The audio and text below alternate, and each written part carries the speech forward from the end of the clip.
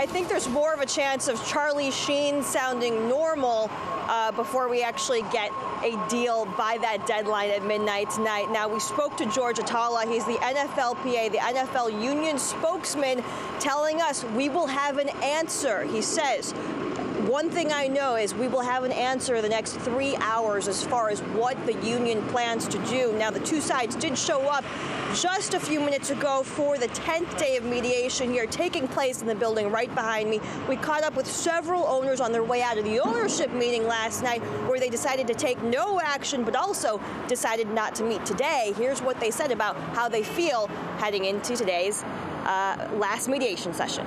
I still feel optimistic. The negotiations continue, and you know, I'm hopeful. There's always progress when you're talking, when you're working forward. Like I said, this thing's watching these things go on for decades. You know, they evolve, and you can't really predict the speed and that sort of thing. So, or predict what happens, you know, even in a midnight hour. They're still talking. Positive. As long as they're talking, it's positive, right? Are you feeling optimistic right now? I'm hopeful.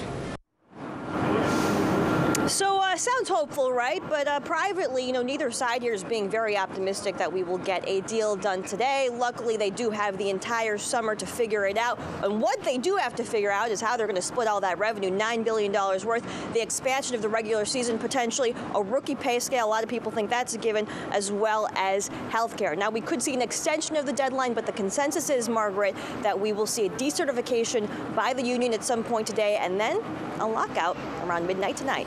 Back over to you.